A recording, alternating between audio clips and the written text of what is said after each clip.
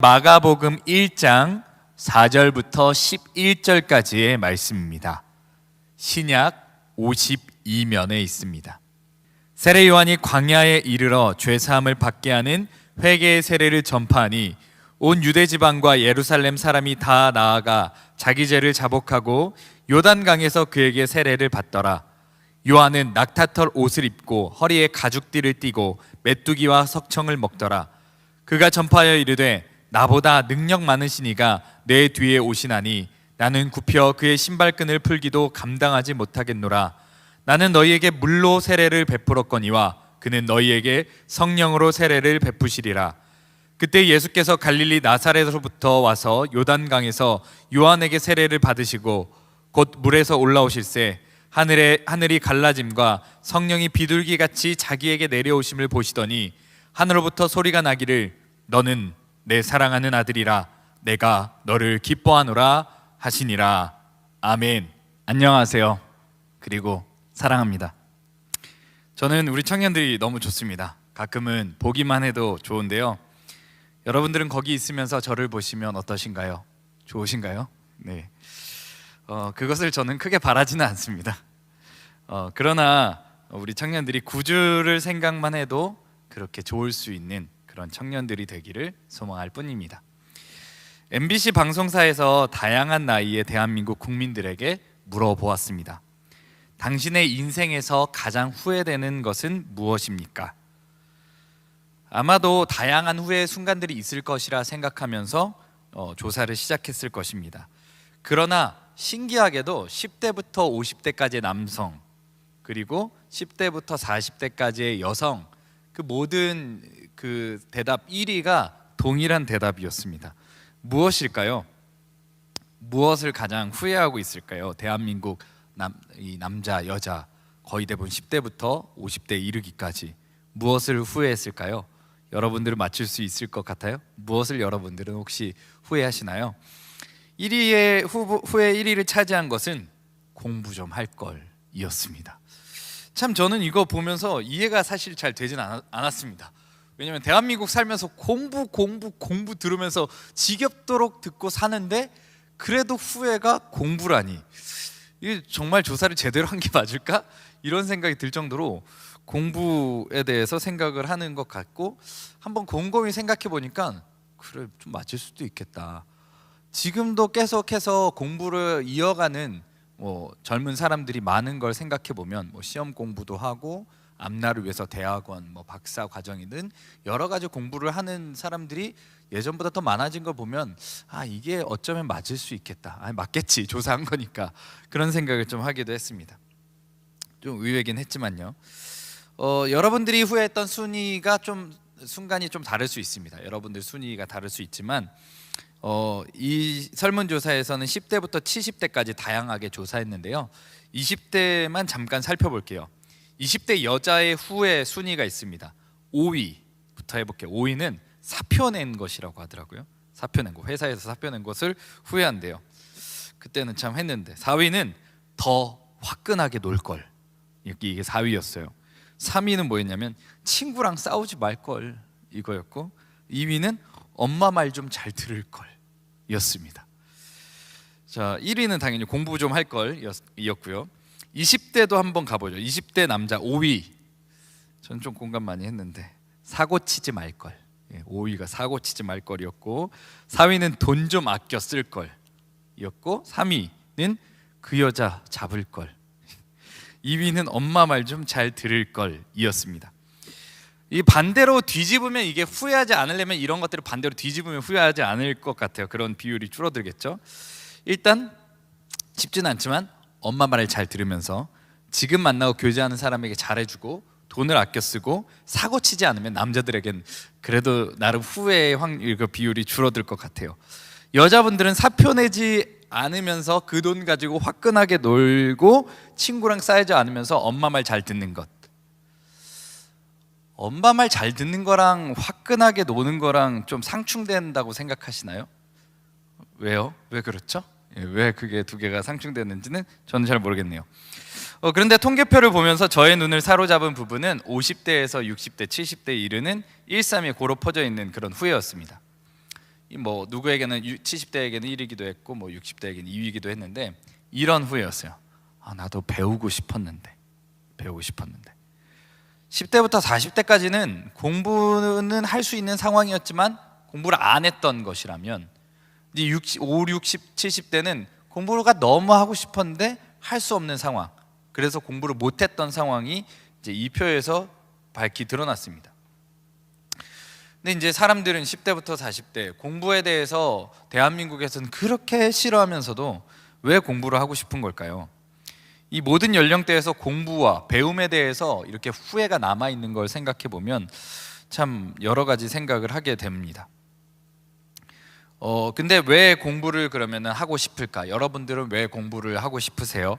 여러분들도 이러한 대답이 있다면 여러분들이 공부하는 이유와 목적은 무엇인가요?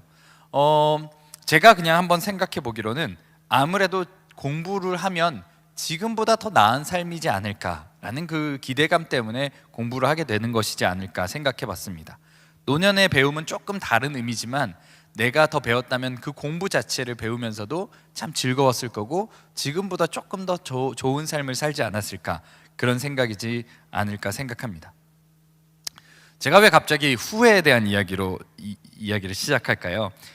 사실 오늘의 성경 이야기는 예수님이 사역을 시작하면서 요한에게 세례를 받으시는 장면입니다.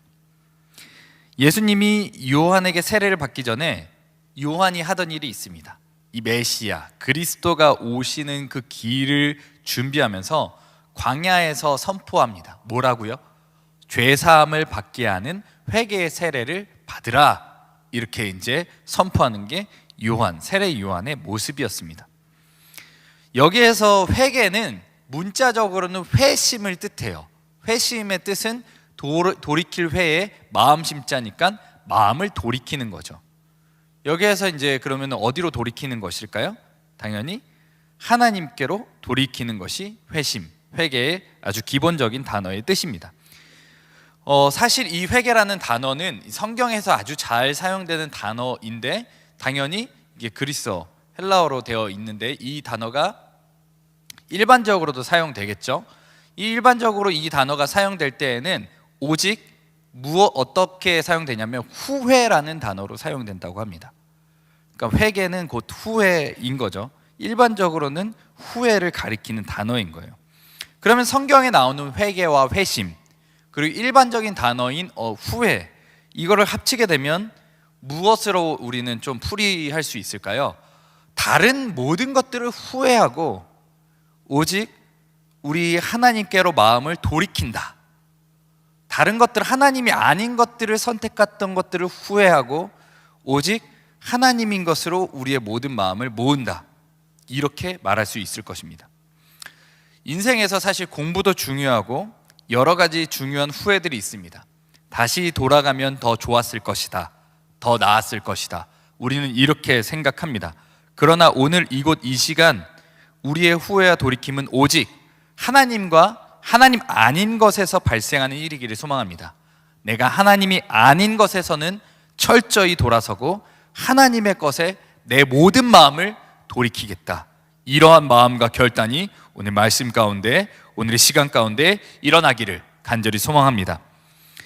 하나님께서는 우리의 마음을 돌이키는 것, 이것을 이 세례 요한을 통하여서 우리에게 도전하고 있습니다. 사실 이 세례라고 하면 우리 기독교에는 매우 중요한 이 성례전입니다. 거룩한 예식이죠. 거룩한 예전은 사실 기독교에는 딱 두 가지가 있어요. 딱 두 가지. 뭐죠? 세례와 성찬입니다. 이 딱 두 가지, 둘 중에 하나밖에 없으니까 원래 성례전은 원래도 중요하지만 둘 중에 하나이기 때문에 정말 더 중요하겠죠. 그러면은 순서는 뭐가 먼저일까요? 성찬이 먼저일까요? 세례가 먼저일까요? 방금 얘기했듯이 세례와 성찬입니다. 성경의 순서도 세례부터 오늘 사역을 시작하면서 세례에 대한 이야기가 나오고, 그리고 쭉 이야기가 흘러가면서 결국 마지막에 예수님이 잡히시던 날 밤에 이 성만찬이 제정하는 그것을 우리는 우리 근거 구절로 삼고 있습니다. 그러니까 먼저는 세례고 그리고 성찬이 뒤에 있는 거죠. 그렇게 이어져 나오고 우리가 성례전을 할 때에도 이 순서를 잘 지켜줘야 합니다. 세례를 단 한 번 받는 거기 때문에 이게 세례는 사실 유일한 사건입니다. 단 한 번만 있는 거죠. 하지만 성찬은 먹고 마실 때마다 기념하라고 주님께서도 말씀하셨고, 먹는 것과 아주 밀접한 관련이 있기 때문에 매 예배 시간마다 할 수 있고, 또 매일의 어떤 성찬의 예배를 통하여서도 할 수 있는 것이 성만찬이라고 할 수 있습니다.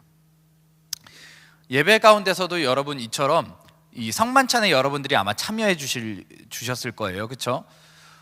지금 코로나 기간 동안에 예배에서 가장 아쉽고 잃어버린 건, 예배학자들이 입을 모아서 하는 말들, 저조차도 그렇게 너무나 공감하고 동감하는 건 예배 가운데 성찬을 할 수 없다는 것. 이게 너무나 아쉬운 부분입니다.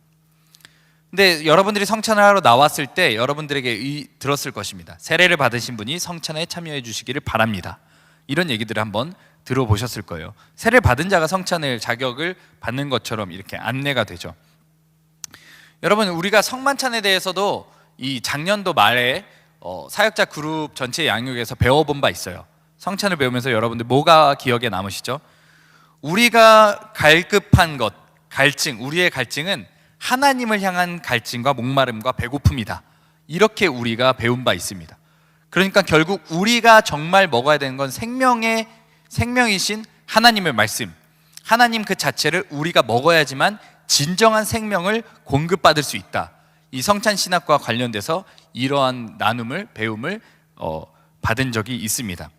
여러분, 이렇게 성만찬이 정말 중요해요. 성만찬은 그리스도에게 우리가 한 몸이 되면서 그 몸을 먹고 마시면서 우리 가운데 진정한 생명이 있다는 것을 날마다 이것을 공급받아야지만이 우리가 하나님 안에서 온전한 삶을 누릴 수 있다는 것을 이 성찬 가운데서 날마다 확인해야 되는 것입니다. 한 번 먹어서 끝난다는 게 아니라 날마다 하나님께 공급을 받아야지만 우리가 온전한 생명을 얻을 수 있다. 이것이 성찬에 있는 아주 중요한 의미입니다. 그러니까 이것만 따지고 생각해 보면은 성찬만 있으면 사실 예전 가운데서 괜찮을 것 같은데 이렇게 생각이 들 수 있어요. 왜냐면 날마다 공급 받으면 되니까. 근데 이제 왜 세례가 있느냐? 사실 우리가 성만찬을 통하여서 하나님의 생명을 우리 가운데, 우리 마음속, 우리의 진짜 실제적으로 우리 몸에도 영혼에도 채워지는 거잖아요. 근데 이게 실제로 우리 가운데 들어와도 진짜 생명이 우리 가운데 들어올 수 없습니다. 기본적으로는 그래요. 왜일까요? 하나님은 생명이시고 우리가 생명을 먹으면 생명을 맛봐야 되는데 왜 우리 가운데는 이게 생명이 들어올 수가 없을까요? 그것은 하나님이 결코 사귈 수 없는, 하나님과 함께 할 수 없는 것이 우리 가운데 있기 때문입니다. 무엇입니까? 죄입니다. 죄가 우리 가운데 거하기 때문에 아무리 하나님의 생명을 공급받는다고 해도 진정으로 생명을 공급받을 수 없는 것입니다. 사실 거기에 하나님의 것을, 하나님의 생명을 그 안에 들어 보내지 않는 것은 우리를 위함입니다. 왜냐? 하나님이 우리 가운데 들어오신다, 우리 가운데 거하신다는 것은 하나님은 정의와 공의의 하나님, 심판의 하나님이시기도 하기도 때문에 우리가 이제 우리 가운데 죄가 있으면 우리가 죽을 수밖에 없어요. 구약의 하나님 인식은 그런 거였습니다. 죄 있는 사람이 하나님을 보면 죽는다. 그러니까 서기관들도, 성경을 필사하고 기록한 서기관들도 하나님의 이름, 신성 사문자 테트라그라마톤이라고 하는 야훼라는 단어가 나오면 쓰다가도 물 떠놓고 물에다가 손을 씻고 다시 그 글자부터 써 내려가는 거예요. 그 정도로 거룩하게 여겼다는 거죠. 왜냐하면 죽을지도 모른다는 그런 신인식, 그것이 있었으니까. 이사야도 환상 중에서 하나님을 봤는데 뭐라고 고백해요? 화로다, 내가 망했다, 완전 망했어. 이렇게 고백하는 게 이사야의 고백이기도 합니다. 그만큼 하나님은 거룩하신 분이어서 죄와 사귈 수가 없고 죄를 반드시 공의롭게, 정의롭게 심판하셔야만 하는 분이기 때문에 우리가 아무리 성만찬에 참여한다고 한들 우리 가운데 생명이 들어올 수가 없고 오히려 그것은 우리에게 사망이 되어서 우리가 심판을 당할 수 있다는 위험에 처할 수 있다는 것입니다. 그렇기 때문에 우리에게 무엇이 필요한 것입니까? 죄를 용서받고 죄를 회개하며 하나님께로 돌아가고 정결하게 되며 깨끗하게 되는 세례가 우리에게 필요한 것입니다. 이 세례를 이제 받는다는 것에 대한 의미들이 이제 여러 가지 의미들이 있는데요. 사실 기본적으로는 두 가지 의미들은 우리가 세례에 대해서 알고 가야 할 것 같습니다. 크게 요한복음 3장과 로마서 6장에 세례에 대한 가르침이 나옵니다. 먼저는 예수님의 가르침이에요. 요한복음 3장 3절에서 5절 말씀입니다. 진실로 진실로 너희에게 이르노니 사람이 거듭나지 아니하면 하나님의 나라를 볼 수 없느니라. 사람이 물과 성령으로 나지 아니하면 하나님의 나라에 들어갈 수 없느니라. 두 번째는 바울의 가르침입니다. 로마서 6장 4절의 말씀입니다. 그러므로 우리가 그의 죽으심과 합하여 세례를 받음으로 그와 함께 장사되었나니 이는 아버지의 영광으로 말미암아 그리스도를 죽은 자 가운데서 살리심과 같이 우리로 또한 새 생명 가운데서 행하게 하려 함이라. 세례를 통하여 거듭나는 것을 먼저 얘기했고, 두 번째는 예수님의 죽으심과 부활에 동참하는 의미로서의 세례를 이야기했습니다. 쉽게 생각하면 이게 연관성이 아주 깊기 때문에 비슷한 것이라고 생각하겠지만 그래도 차이점은 분명합니다. 요한복음에서 얘기하는 거듭나는 것은 다시 태어나는 거예요. 그리고 죽으심과 부활에 동참하는 건 그 상태 모습 그대로 죽었다가 그 상태 그대로 부활하는 거예요. 다시 태어나는 거랑은 좀 이미지가 달라요. 그렇죠? 다시 태어나는 것. 이 두 가지를 좀 잘 접목시키면서 우리가 세례를 기억해야 합니다. 죽으심과 부활을 통하여서 예수님의 그 사건에 우리가 동참하면서 정말 새 생명, 새로운 탄생을 하게 되는 것, 이것이 이제 세례에 들어있는 깊은 의미라고 할 수 있을 것입니다. 예수님과 함께 죽으며 죄에 대해서 함께 죽고 예수님과 함께 살아나면서 의에 대해서 살아나는 것, 이것이 부활의 분명한 의미이며 이제는 이전의 모습과는 전혀 다른 새로운 생명의 모습으로 하나님 앞에 살아가는 것이 세례의 의미 가운데 있습니다. 그때에 예수님을 온전히 믿고 예수님 가운데 이 세례가 온전해질 때, 믿음으로 따라갈 때 우리가 성만찬이나 이런 모든 먹는 것을 통해서 하나님과 관계 맺으며 진정으로 하나님께 공급받을 수 있는 삶을 이어나갈 수 있는 것입니다. 그런데 예수님께서 이 세례를 받아요. 여러분 조금 이상하지 않아요? 저는 좀 이상하거든요. 왜 예수님은 세례를 받아야 되지? 그러니까 지금 요한은 회개 세례, 죄 용서를 받는 회개 세례를 받으라고 하는데 예수님은 우리가 알다시피 죄가 없으시단 말이에요. 회개할 부분이 없는 거예요.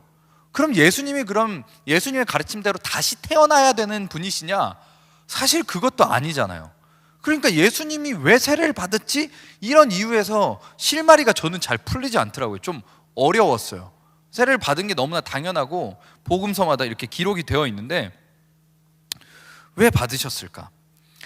오늘 거기에다가 뭐 예수님보다 높은 사람이 없겠지만은 예수님을 감당하기도 어렵다고 고백하는, 신발끈을 풀기도 감당하기 어렵다고 말하는 요한에게 가서 세례를 받아요. 진짜 이상한 이야기입니다. 실제로 초기 기독교인들도 이 세례에 대해서 좀 의아하면서 생각했습니다. 당혹스러워 했는데요, 예수님이 죄가 있을 수 있다는 것을 좀 암시하는 것 같아서 앞에는 회개하는, 죄사함을 받는 회개라고, 회개 세례 받으라고 했고, 이렇게 하니까 이제 그것 때문에 당혹스러워했고, 또 동시에 좀 보여지게 외견상으로는 요한의 어쨌든 이 종속되어 있다는 인상 때문에 그랬습니다. 좀 이상한 부분이죠. 그러면 한 번 더 들어가 보겠습니다. 세례를 받으신 것도 좀 이상하다고 이제 좀 느껴지죠. 그러면 예수님께서는 이 땅에 오시지 않으셔도 됐을까요? 안 됐을까요? 이 땅에 오시지 않아도 사실 성부 하나님으로 항상 계실 분이십니다. 그렇죠? 그러나 주님께서는 인간 몸을 입고 아기 예수님으로 성육신하셨습니다. 그렇죠? 하지 않아도 되는 일을 사실 하신 거란 말이에요. 왜입니까? 무엇입니까? 이러면 조금 약간 간단해질 수 있습니다. 하나님이 세상을 사랑하셔서 독생자를 보내셨다는 그 말씀이 우리 가운데 있지 않습니까? 하나님이 사랑하셨기 때문에, 하나님이 세상을 사랑하고 예수님도 세상을 사랑하셔서 구원하시고자 이 땅에 오셨고, 세례를 받은 것도 그 사역의 시작, 이 세상 모든 사람들이 이 예수 그리스도 안에서 진정한 생명을 얻고 하나님의 자녀가 되는 권세를 주기 위해서 예수님이 이 세례를 받으신 것을 우리는 마음속에 새길 수 있을 것입니다. 예수님은 그렇게 인간의 손에 의해 인간에게 세례를 받았습니다. 그때 하늘에서 음성이 들려옵니다. 하나님의 고백이죠. 사실 이렇게 하늘에서 하나님의 음성이 직접 들려오는 것은 복음서에서 이 장면뿐입니다. 다른 데서 나오지 않고 아주 큰 강조점이고 중요한 메시지를 담고 있는 거죠. 그렇기 때문에 이 전조 증상도 매우 특이합니다. 뭐죠? 이렇게 세례를 받고 올라오실 때 뭐가, 하나님의 음성 듣기 전에 뭐가 있었어요? 하늘이 쩍 갈라집니다. 성령이 비둘기같이 임합니다. 이 마가복음이 특히 정말 강력하게 표현했는데요, 뭐냐면 하늘이 갈라진대요. 다른 복음서에서 하늘이 열린다 이렇게 표현하는 거거든요. 근데 마가복음에 하늘이 갈라지면서 열리는 거예요. 그러니까 열렸다라고 표현하면은 저 문처럼 열었다 닫았다 할 수 있는 거예요. 근데 하늘이 갈라지면서 열리는 건 열었다 닫았다 할 수 있는 게 아니에요. 갈라졌으니까 이제 완전히 하늘과 땅의 경계가 완전히 열린 거죠. 누구를 통하여서? 예수 그리스도를 통하여서. 이 말씀이 사실 이 뒤에도 계속해서 이 하나님과 이 예수 그리스도를 통하여서 이 세상 가운데 하나님의 그 사랑이 흘러넘치는 것들을 마가복음에서도 또 복음서에서도 이 여러 군데에서 확인할 수 있습니다. 근데 여기에서 음성이 뭐라고 들리죠? 11절의 말씀입니다. 하늘로부터 소리가 나기를 너는 내 사랑하는 아들이라 내가 너를 기뻐하노라 하시니라. 하늘에서 들려온 하나님의 음성이자 고백입니다. 너는 내 사랑하는 아들이다. 내가 너 때문에 너무 좋다, 너무 사랑한다, 너무 기뻐한다. 이런 음성이 하늘로부터 들려옵니다. 근데 여러분, 예수님은 이미 하나님의 아들입니다. 그렇죠. 마가복음 1장 1절에도 그렇게 기억하고 있어요. 하나님의 아들 예수 그리스도의 복음의 시작이라. 이미 하나님의 아들인 거예요. 그렇죠? 근데 여기서 다시금 더 분명하게 확실하게 하나님의 아들이라고 얘기하고 있습니다. 사실 이 하나님의 아들이라는 것, 이것이 정말 결정적으로 나중에 되거든요. 결정적인 순간에 하나님의 아들 때문에 예수님의 생사가 달리게 되고, 이것을 정말 전하기 위해서 마가복음이 기록되었을 정도로 하나님의 아들이라는 단어가 중요합니다. 이 이후에는 사실 정말 이 하나님의 아들이라는 것들을 약간 비밀처럼 감춰지고 드러나지 않도록 계속해서 합니다. 근데 이게 드러나지 않다가 이제 정말 문학적으로도 복음을 전하는 적으로도 하나님의 아들이 것을 계속해서 숨기다가 드러나게 되는 본문이 오늘 1장 1절에 시작됐고, 오늘 하나님의 입술을 통하여서, 하나님을 통하여서 하늘에서 들려왔고, 또 나중에 그렇게 막 예수님을 죽이려고 하는데 아무 말씀 안 하시다가 아무데도 얘기하지 말라고 예수님이 늘 그렇게 가르치셨는데 딱 대제사장 앞에서 하나님의 아들 이렇게 말하니까 내가 그니라 이렇게 얘기하는 장면이 있고, 마지막에 이방인 백부장에 통하여서 이 사람은 정녕 하나님의 아들이었다 이렇게 고백하는 장면들이 이어져서 나옵니다. 그러니까 정말 하나님의 아들이라는 것은 중요한 부분인데, 이미 사실 예수님은 하나님의 아들인 거죠. 근데 이것을 통하여서 우리는 하나님이 이 땅에 오신 이유를 정확하게 알 수 있는 거예요. 뭐예요? 초기 기독교인들이 정말 바랬던 것처럼 이 본문을 통하여 자신들의 세례 가운데 성령, 곧 자신들에 대한 하나님의 기쁨을 보여주는 성령을 받음으로써 자신들이 하나님의 자녀가 된다고 믿었습니다. 우리 또한 예수님을 통하여서 하나님의 자녀가 되는 권세를 누리기를 간절히 바랍니다. 그리고 오늘 들려오는 하늘의 음성을 듣기를 원합니다. 사실 망매지갈이라는 이 사자성어가 있습니다. 여러분들 들어보셨습니까? 이 어느 해 여름 조조는 삼국지에 나오는 조조입니다. 부대를 이끌고 적군을 토벌하러 갔습니다. 날씨는 찌르는 듯이 무덥고 태양은 불덩이 같은 데다가 하늘에는 구름 한 점 없었죠. 구불구불 이어지는 산길을 행군하고 있는데 정오가 되자 행군 속도는 눈에 띄게 느려졌습니다. 당연한 모습입니다. 몸이 허약한 군사 몇 명은 졸도하기까지 했고요. 속도가 점점 느려지자 조조는 적을 공격할 기회를 놓칠까봐 무척 초조해졌습니다. 그러나 눈앞에 몇만이나 되는 군사와 말들이 모두 물 한 모금 먹지 못해 허덕이고 있는데 무슨 수로 행군 속도를 빠르게 할 수 있을까요? 순간 조조에게는 묘안이 떠올랐습니다. 그는 말을 세게 걷어차면서 얼른 군사들 앞으로 나섰습니다. 그리고 말재칙을 높이 들어 전방을 가리키며 말했습니다. 병사들이여, 앞쪽에 아주 아름답고 탐스러운 매실나무가 있으니까 그 숲에 가서 우리가 그것을 먹자. 그러니까 우리가 재촉해서 그 길을 가자. 이렇게 병사들에게 말합니다. 그 말을 들은 군사들은 마치 그 순간 달콤하고 새콤한 매실을 맛보기라도 한 듯 침이 고였고 그것을 꿀꺽꿀꺽 삼키면서 정신을 번쩍 차렸습니다. 그 후 군사들의 발걸음이 훨씬 빨라지게 되었죠. 이 사자성어는 사실 공상으로 위안을 삼는다는 그런 메시지를 담고 있어요. 그래서 여기에서 매실을 바라보며 갈증을 해소한다는 뜻으로 망매지갈이라는 사자성어가 나왔다고 합니다. 얼핏 보면 뭐야 싶지만 이게 공상으로도 실제로 위안을 얻는 경우들이 상당히 많아요. 그렇지만 우리에게는 진짜가 있잖아요. 진짜 예수님이 있잖아요. 진짜 하나님이 있잖아요. 공상으로도 위안을 얻는데 우리가 진짜 하나님께로 마음을 돌이키고 예수 그리스도를 통하여서 하나님의 자녀가 되는 권세를 누린다면 우리가 얻는 위안은 이 망매지가를 돋는 공상으로 얻는 그 위안과는 전혀 다른 진정한 위안과 평안이며 구원일 것을 확신합니다. 여러분들이 이러한 마음 가지고 다시금 오늘 초청하는 우리가 하나님께로 묘하게 틀어져 있던 모든 것들을 다시 돌이키고 하나님께 집중하며 하나님에게 임한 그 음성, 너는 내 사랑하는 사람이다, 내가 너 때문에 너무 좋다, 이런 음성을 듣는 여러분들이 되기를 간절히